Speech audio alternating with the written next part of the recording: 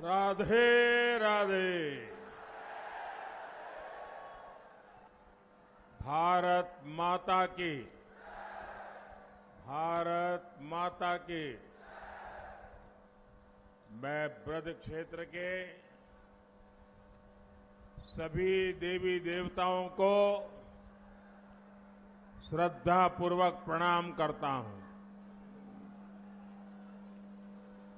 मैं आज आपके पास विशेष रूप से आया हूं। मैं पहले भी आता हूं, आता रहा हूं। जहां जहां पहुंच सकता हूं पहुंचता हूं। लेकिन पहले जब मैं आता था तो कुछ देने के लिए आता था, कुछ लेकर के आता था। कोई योजना लेकर के आता था, किसी के उद्घाटन के लिए आता था। लेकिन आज मैं आपसे देने के लिए नहीं, मांगने के लिए आया हूं।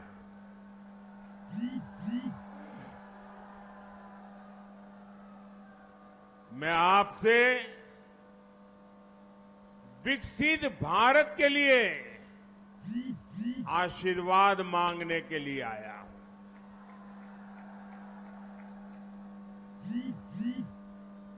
आप मुझे बताइए, अगर भारत विकसित होता है तो आपका भला होगा कि नहीं होगा? भारत विकसित होता है तो आपके परिवार का भला होगा कि नहीं होगा? भारत विकसित होगा तो आपके बच्चों का भला होगा कि नहीं होगा? और इसलिए भी देश एकजुट होकर कह रहा है, फिर एक बार, फिर एक बार, फिर एक बार। साथियों, भारत की बढ़ती हुई शक्ति कुछ ताकतों को पसंद नहीं आती है। अब जैसे यहां डिफेंस कॉरिडोर बन रहा है, ये देश की सेना के लिए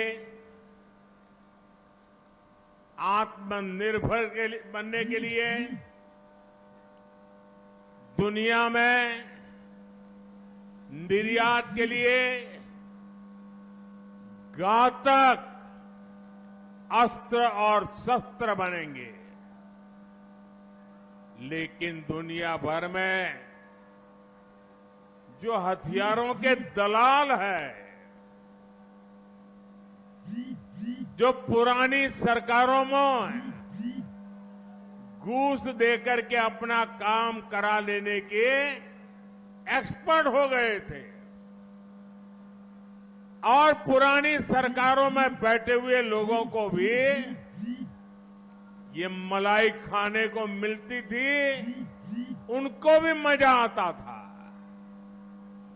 ऐसे सारे लोग अब मोदी जब शस्त्रों को यहां बनाने की बात करता है, देश को आत्मनिर्भर बनाने की बात करता है, तो बौखला गए हैं, बहुत नाराज हैं। वो नहीं चाहते कि भारत की सेना आत्मनिर्भर बने। इसलिए वो मोदी के विरोध एकजुट हो गए हैं। इन ताकतों को रोकने के लिए, देश के उज्जवल भविष्य के लिए, देश की सुरक्षा के लिए फिर एक बार बीजेपी एनडीए सरकार लाना बहुत आवश्यक है। भाइयों और बहनों, मोदी की गारंटी सबका साथ, सबका विकास की है।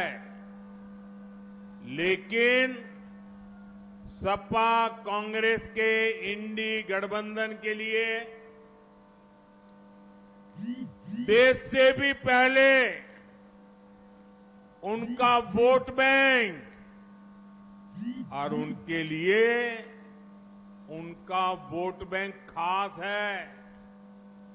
हमारा 10 साल का ट्रैक रिकॉर्ड हो या फिर भाजपा का संकल्प पत्र, हम जोर दे रहे हैं सैचुरेशन पर।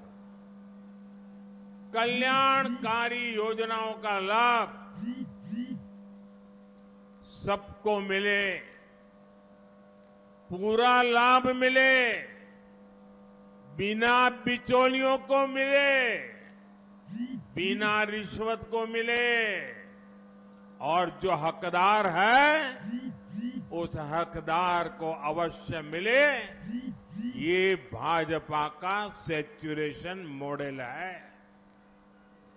क्योंकि जहां सैचुरेशन होता है वहां सभी हकदार को उसका हक मिलता है। हमारा सेक्युलरिज्म भी वही है कि बिना भेदभाव के लिए जो भी योजना जिसके लिए बने, बिना धर्म जाति भेदभाव सबको मिलना चाहिए। सच्चा सामाजिक न्याय भी यही है, जब आप बिना भेदभाव, बिना अपने पराए, बिना रिश्वतखोरी सबका हक पूरा करते हैं, तो इससे बड़ा सामाजिक न्याय क्या हो सकता है। और आपने देखा होगा, फ्री राशन हो, मुफ्त इलाज हो, पक्का घर हो, टॉयलेट बनाना हो, नल से जल देना हो, ये सारे लाभ हर लाभार्थी को मिले, बिना भेदभाव को मिले, ये मोदी की गारंटी है। अच्छा, मेरा एक काम करोगे? करोगे? सब लोग अगर हाथ ऊपर कर बताओगे तो मैं बताऊंगा। करोगे? पक्का करोगे? देखिए, मैं दिन रात मेहनत तो करता हूं और यहां उत्तर प्रदेश में मेरी हर योजना को नीचे ले जाने में योगी जी भी रात दिन मेहनत करते हैं। उनकी पूरी सरकार मेहनत करती है। फिर भी जब आप गांव में जाएंगे, इलाके में जाएंगे, सोसाइटी में जाएंगे, हो सकता है दो चार लोग ऐसे मिल जाए जिनको अब तक ये योजना नहीं पहुंची है। तो मेरा एक काम करेंगे, जिनकी योजना नहीं पहुंची है उनकी सूची बनाना और उनको कहना कि मोदी जी ने आगरा में आए थे, गारंटी दी है कि जिनका बाकी रह गया है तीसरे टर्म में उसका भी पूरा हो जाएगा। ये बता देंगे।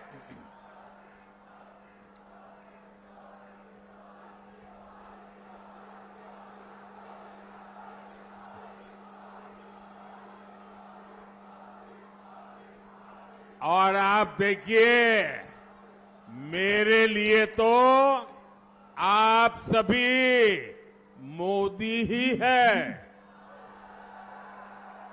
और इसलिए मेरी गारंटी आपके माध्यम से जरूर पहुंचेगी। साथियों, जब एक के बाद एक गरीब के सशक्तिकरण के हम काम कर रहे हैं, गरीब को गरीबी को परास्त करने के लिए मजबूत कर रहे हैं, एक ऐसा मॉडल है जिस मॉडल की आज दुनिया के लोग चर्चा कर रहे हैं, क्योंकि हमने जो रास्ता अपनाया है, हमने जो मॉडल अपनाया है, उससे आज देश में 25 करोड़ देशवासी जो गरीबी की जिंदगी जीते थे, वो गरीबी से बाहर निकले हैं।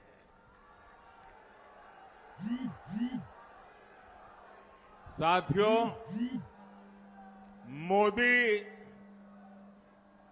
हमारे देश में हमने तुष्टीकरण की राजनीति बहुत देखी है। तुष्टीकरण की राजनीति ने के देश को टुकड़े टुकड़ों में बांट के रख दिया है। तुष्टीकरण की राजनीति ने सच्चे और ईमानदारों के हक को डुबोया है और इसलिए अब मोदी तुष्टीकरण को समाप्त करके संतुष्टीकरण की ओर आगे बढ़ रहा है। हमारा रास्ता तुष्टीकरण का नहीं है, हमारा रास्ता संतुष्टीकरण का है। सबका साथ सबका विकास ये मंत्र भी उसी तुष्टीकरण का महामार्ग है।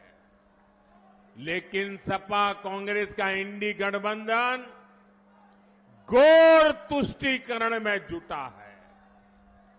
24 के चुनाव में कांग्रेस ने जो मैनिफेस्टो जारी किया है, उस पर 100%, और ये मैंने पहले ही दिन कहा था, आज नहीं कह रहा हूं, कांग्रेस के इस बार के मैनिफेस्टो पर 100% मुस्लिम लीग का थप्पा लगा हुआ है, मुस्लिम लीग की छाप है। कांग्रेस का पूरा मैनिफेस्टो सिर्फ वोट बैंक को मजबूत करने के लिए समर्पित है। हमारा मैनिफेस्टो देश को मजबूत करने के लिए समर्पित है। साथियों, आजादी के बाद से ही ये स्पष्ट हो गया है कि भारत में धर्म के आधार पर कभी भी आरक्षण नहीं दिया जाएगा। ये संविधान सभा में चर्चा करने के बाद तय हुआ है। संविधान सभा में जो चर्चा हुई थी, जिसको बाबा साहब आम्बेडकर ने लिखा था, बाबा साहब आम्बेडकर की इच्छा थी, यही संविधान की मूल भावना है, यही सामाजिक न्याय है कि भारत में धर्म के आधार पर भारत का संविधान आरक्षण की सहमति नहीं देता है।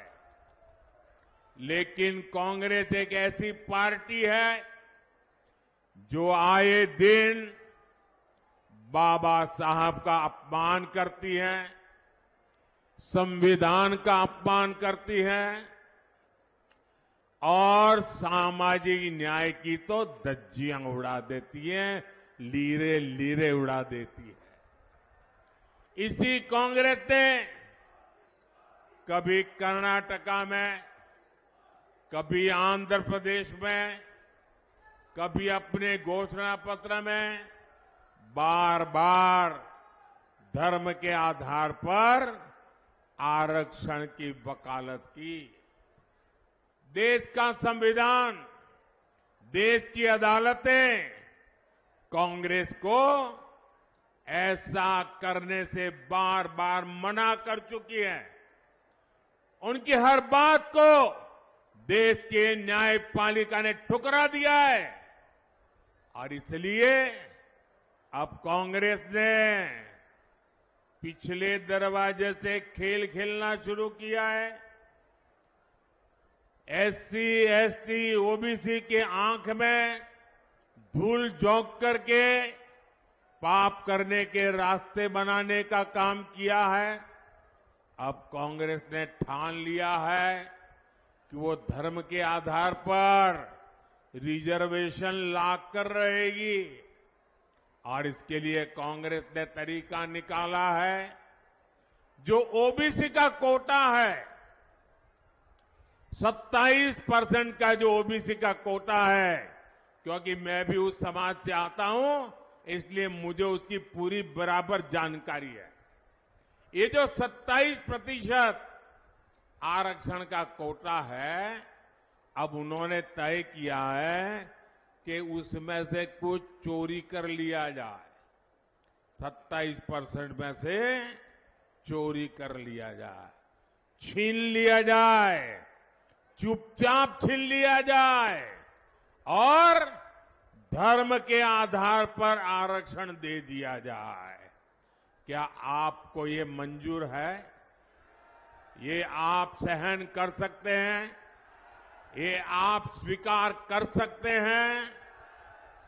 देखिए कर्नाटका ने क्या किया।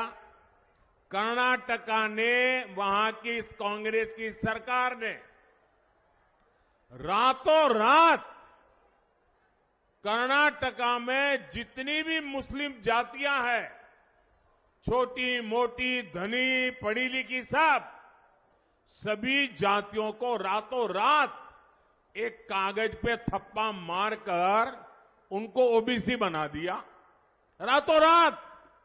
और उनको कह दिया कि जो 27% है ना, अब आप उसके मालिक हो, जाओ लूट लो। ओबीसी के हक पर डाका डाला है। ये डाका है कि नहीं है? ये डाका है कि नहीं है? जरा पूरी ताकत से बताइए भाई, ये डाका है कि नहीं है? जरा इधर से माताएं बहनें बताइए, डाका है कि नहीं है? कांग्रेस का इरादा यूपी में भी यही खेल खेलने का है, यही कारनामा दोहराना है। देश में जहां जहां मौका मिले ये पिछले दरवाजे से चोरी छिपी से ओबीसी का हक लूट लेना, एससी का हक लूट लेना, एसटी का लूट लेना और उनको दे देना। और इसमें उसे समाजवादी पार्टी का पूरा साथ मिल रहा है। आप याद कीजिए 2012 में उत्तर प्रदेश विधानसभा चुनाव से ठीक पहले कांग्रेस की केंद्र सरकार ने तब भी ऐसी ही कोशिश की थी। इन्होंने ओबीसी के आरक्षण का एक हिस्सा धर्म के आधार पर माइनॉरिटी को देने का फैसला किया था, लेकिन तब ये अपने इरादों में सफल नहीं हुए। यूपी के लोगों को और विशेषकर ओबीसी समुदाय को कांग्रेस और सपा का ये खतरनाक खेल, कांग्रेस और सपा का ये खतरनाक खेल, ये मेरे ओबीसी भाइयों बहनों को समझना पड़ेगा। दलितों को, वंचितों को, पिछड़ों को ये सपा कांग्रेस का खेल समझना पड़ेगा।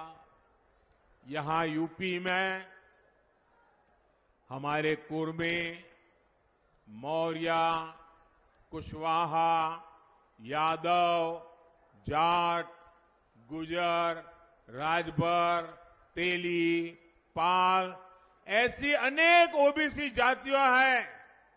उनका हक है, भारत के संविधान के अनुसार हक है। तो इनसे छीनकर समाजवादी पार्टी और कांग्रेस अपने चहेते वोट बैंक को देना चाहते हैं। समाजवादी पार्टी अपने वोट बैंक की खातिर यादवों पिछड़ों से ही सबसे बड़ा विश्वासघात कर रही है। तुष्टीकरण में डूबी समाजवादी पार्टी और कांग्रेस दोनों की एक ही प्रकार की सोच है। और यहां उत्तर प्रदेश में जो दो लड़कों में दोस्ती है ना, इसका भी आधार ये तुष्टीकरण की राजनीति ही है। दोनों मिलकर भाषण में तो ओबीसी ओबीसी करते हैं और पिछले दरवाजे से ओबीसी का हक छीनकर अपने वोट बैंक को मजबूत करने के लिए देना चाहते हैं। आप मुझे बताइए, क्या आप, जरा मैं आप सबसे सुनना चाहता हूं, क्या आप कांग्रेस सपा को ये पाप करने देंगे, ये बेईमानी करने देंगे, ये आपके अधिकार को लूटने देंगे? भाइयों और बहनों, योगी जी के मुख्यमंत्री बनने से पहले यहां इंडी गठबंधन वालों का नारा क्या होता था, आप भूल गए होंगे, क्योंकि योगी जी के राज में ऐसा होता नहीं है, इसलिए आप भूल गए हो। मैं जरा याद कराना चाहता हूं, उस समय नारा क्या था? जो जमीन सरकारी है, जो जमीन सरकारी है वो जमीन हमारी है। था कि नहीं था ऐसा नारा? ऐसा नारा लगता था कि नहीं लगता था? और लखनऊ में जो बैठी थी ना सरकार, वोट बैंक वाली सरकार, उनका आशीर्वाद रहता था। ये योगी जी की सरकार आई तो ऐसे लोगों को सही जगह पर पहुंचाया।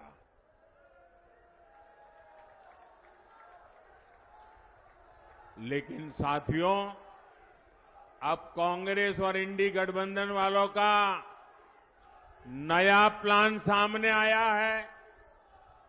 और ये नया प्लान क्या है, ये याद रखेंगे आप लोग? घर घर पहुंचाएंगे नया प्लान। जरा इधर से आवाज आए, पहुंचाएंगे? पीछे से आवाज आए, पहुंचाएंगे? जो दूर दूर है वो भी जरा बताए, पहुंचाएंगे? इनका जो नया प्लान है, याद रखना, कांग्रेस की लूट, कांग्रेस की लूट जिंदगी के साथ भी, जिंदगी के बाद भी। अब बोलेंगे आप लोग? कांग्रेस की लूट जिंदगी के और कांग्रेस की लूट जिंदगी के बाद भी, जिंदगी के। कांग्रेस के लोग कहते हैं, बार बार कह रहे हैं और बड़े खुशमिजाज होकर के कह रहे हैं, जैसे उन्होंने बहुत बड़ा तीर मार लिया। वो कहते हैं, अब आपकी सबकी संपत्ति की जांच होगी। एक्सरे, कांग्रेस के शाहजादे की एक्सरे मशीन अब बहनों बेटियों की अलमारियों में पहुंचेगी। शाहजादे की एक्सरे मशीन लॉकर में पहुंचेगी।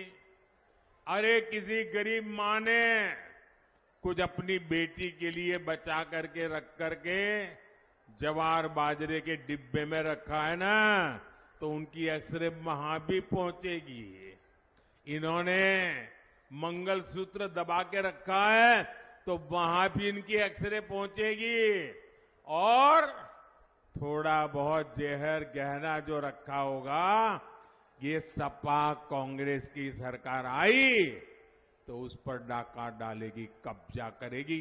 ये उन्होंने घोषणा की है, ये मैं नहीं कह रहा हूं, उनके बड़े बड़े दिग्गज कह रहे हैं, खुद शाहजादे कह रहे हैं। क्या आप, हमारी माताएं बहनें, जरा मुझे बताइए, आपके पास जो स्त्री धन है, आपके पास जो मंगलसूत्र है, क्या ये आप किसी को लेने देंगे? किसी सरकार को लेने देंगे? देश की कोई माता बहना लेने देगी? अरे सर कटवा देगी, लेकिन वो कभी नहीं देगी, ये इनको मालूम नहीं है।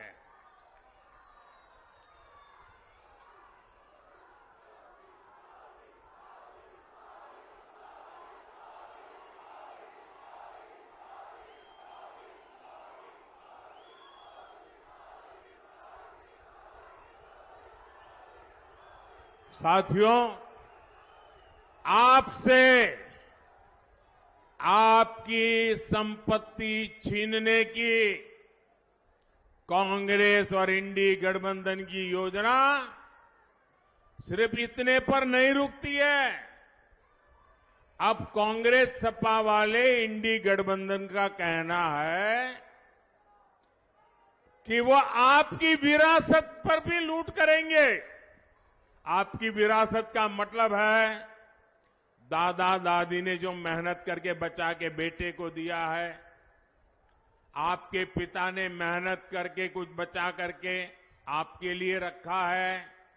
जिस दिन वो नहीं रहेंगे तो फिर ये इंडी गठबंधन, कांग्रेस गठबंधन ने घोषणा की है कि वो आपके परिवार के लोगों को मिलने से पहले 55%, आधे से ज्यादा सरकार उस पर कब्जा कर लेगी, बाकी बचा वो आपके नसीब में आएगा। बताइए, आपके माता पिता की मेहनत को आप लूटने देंगे क्या? यानी आज जो संपत्ति आप आने वाली पीढ़ियों के लिए जोड़ रहे हैं, आपके बाद उस पर भी ये लोग आधे से ज्यादा टैक्स लगा करके लूटना चाहते हैं। अब मैं समझाता हूं। मान लीजिए आपने अपने बच्चों के लिए 4 कमरे का घर बनाया है, तो आपके बाद सिर्फ 2 कमरे आपके संतान को मिलेंगे, 2 कमरे कांग्रेस सपा की जो सरकार बनेगी वो सरकार उसको हड़प कर लेगी। मान लीजिए आपके पास 10 बीघा खेत है, तो 5 बीघा ही आपके बच्चों को मिलेगा, बाकी कांग्रेस सपा की जो सरकार है वो हड़प कर लेगी।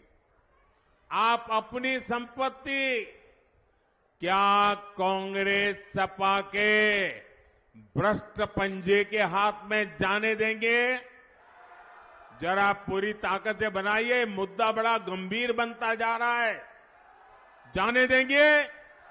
आपको गुस्सा आ रहा है कि नहीं आ रहा है? साथियों, एससी, एसटी, ओबीसी के हक पर डाका डालने और बहनों के मंगलसूत्र पर नजर डालने से पहले जरा इंडी गठबंधन वालों, ये दीवार पर लिखा हुआ पढ़ लो और कान खोलकर सुन लो। जब तक मोदी जिंदा है,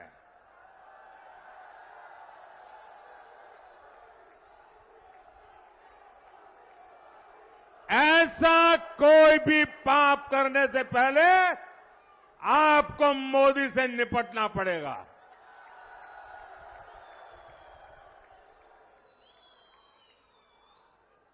हमारा संकल्प है, जो भ्रष्टाचारी है उनकी जांच होगी। जिन्होंने गरीबों को लूटा है, वो लूट का पैसा गरीबों को वापस मिलेगा। ये जो भ्रष्टाचारी है, इनके पास जो लूट का पैसा है निकल रहा है, जो बंगले गाड़ियां जब्त हो रही हैं, ये जनता को कैसे लौटाया जाए, इस पर मोदी तेजी से काम कर रहा है, रास्ता खोज रहा है। ये माताओं बहनों की बचत पर नजर गड़ाए हुए हैं, लेकिन मोदी माताओं बहनों को संपत्ति का हकदार बनाने में मैं आपका चौकीदार बन के खड़ा हूं। बीते 10 वर्षों में मोदी ने 4 करोड़ पक्के घर बनाए हैं। इनमें से 3 करोड़ से अधिक पक्के घर माताओं बहनों के नाम मिले हैं। ये मेरी माताओं बहनों की ताकत है। मोदी ने बहनों के जनधन बैंक खाते खुलवाए ताकि सरकारी लाभ का सीधा पैसा घर की माता बहन के खाते में जाए। और अब मोदी की गारंटी है कि 3 करोड़ बहनों को, आंकड़ा याद रखिए, 3 करोड़ बहनों को लखपति दीदी बनाया जाएगा। आज देश का युवा आत्मविश्वास से भरा हुआ है, आशावान है, सामर्थ्यवान है, कर्तृत्ववान है, और मुझे मेरे देश के युवाओं पर नाज है। मैं दुनिया में जाता हूं ना, तो मुझे लोग पूछते हैं, मोदी जी इतने बड़े बड़े काम, इतने बड़े बड़े सपने। मैंने कहा इस सपनों की ताकत मुझे मेरे देश के नौजवानों से मिलती है, उनके सामर्थ्य से मिलती है। आज देश में नए नए अवसर बन रहे हैं, नए नए सेक्टर खुल रहे हैं। युवाओं की हर आकांक्षा का ध्यान हमारी सरकार रख रही है। युवाओं की सहायता के लिए मुद्रा लोन है, स्किल इंडिया मिशन है, स्टैंड अप इंडिया मिशन है। हमारी नौकरियों में गैर जरूरी इंटरव्यू खत्म कर दिए। हमने स्थानीय भाषाओं में परीक्षाओं का प्रावधान किया। हमने सरकारी व्यवस्थाओं को फेसलेस बना दिया। साथियों, दूसरी तरफ कांग्रेस है, जिसने आजादी के बाद से ही भाई भतीजावाद को बढ़ाया, युवाओं की क्षमता को बर्बाद किया। अभी इसका ताजा प्रमाण मिला है, आप जरा सुनिए और लोगों को बताइए। शायद आज आपने अखबारों में भी पढ़ा होगा, ताजा प्रमाण मिला है। हमारे पड़ोस में राजस्थान में, वहां कांग्रेस की सरकार थी। कांग्रेस के अपने लोगों ने कांग्रेस के मुख्यमंत्री के करीबी ने कल एक बड़ा चौंकाने वाला खुलासा किया है, और सार्वजनिक रूप से किया है, और अभी तक कांग्रेस के मुंह पर ताले लगे हुए हैं। वो कह रहे हैं कि पेपर लीक, यानी नौजवानों के भविष्य के साथ इतना बड़ा खिलवाड़। वो कहते हैं कि राजस्थान में जो पेपर लीक हुआ, वो पेपर लीक में गहलोत सरकार, कांग्रेस के गहलोत की सरकार खुद शामिल थी, और कोई और नहीं कह रहा है। जो कांग्रेस के मुख्यमंत्री के कार्यालय में काम करने वाले सज्जन थे वो कह रहे हैं। आप बताइए मेरे नौजवानों, इससे बड़ा पाप, इससे बड़ा धोखा मेरे देश के युवाओं के साथ नहीं हो सकता। यानी राजस्थान में अब कांग्रेस का ही पेपर लीक हो गया है। यही कांग्रेस की सच्चाई है। इसलिए देश के युवाओं को, हमारे फर्स्ट टाइम वोटर्स को कांग्रेस से बहुत सतर्क रहना है। भाइयों और बहनों, भाजपा सरकार की पहचान ही अच्छी सड़कें, आधुनिक रेल लाइन, मेट्रो सुविधाएं, कोविड में वैक्सीन की व्यवस्था, 80 करोड़ लोगों को मुफ्त राशन, 70 साल से ऊपर के लोगों के लिए आयुष्मान कार्ड। हम आगरा, फतेहपुर सीकरी सहित इस पूरे क्षेत्र को पूरी दुनिया के निवेशकों और पर्यटकों के लिए आकर्षक बनाने में जुटे हैं। आप याद रखिएगा, ये जो अयोध्या में प्रभु राम मंदिर के दर्शन के लिए लोग आ रहे हैं ना, लाखों लोग आ रहे हैं। काशी में जो कॉरिडोर बना है, लाखों लोग आ रहे हैं। आप मान के चलिए, वो निकलते हैं अयोध्या आने के लिए, वे निकलते हैं काशी के लिए आने के लिए, लेकिन वो जरूर आगरा आकर के जाते हैं। और इसलिए यहां का टूरिज्म तो बढ़ने ही बढ़ने वाला है। आपको तो एक हाथ में 2-2 लड्डू है। आप याद रखिएगा, आपका वोट एसपी सिंह बघेल जी और राजकुमार चाहर जी को तो मिलेगा ही, लेकिन जब आप वोट उनको देंगे ना, तो उनको तो मिलेगा ही, लेकिन ये वोट मोदी को भी मिलेगा। तो आप मोदी को वोट देंगे, पक्का देंगे। और इसलिए 7 मई को कुछ समय अपने इस सेवक के लिए जरूर निकालना। कितनी ही गर्मी क्यों न हो, कितनी ही शादियां क्यों न हो, कितने ही निजी काम क्यों न हो, लेकिन जब मैं इतनी मेहनत करता हूं, दिन रात मेहनत करता हूं, तो मतदान के दिन मेरा आपसे कुछ समय मांगने का हक बनता है कि नहीं बनता है? मैं इतना तो मांग सकता हूं कि नहीं मांग सकता हूं? मैं देशवासियों से इतना तो मांग सकता हूं ना कि आप देश के लिए 1-2 घंटे निकालिए, गर्मी हो तो भी निकलिए, मतदान कीजिए। मतदान कराएंगे।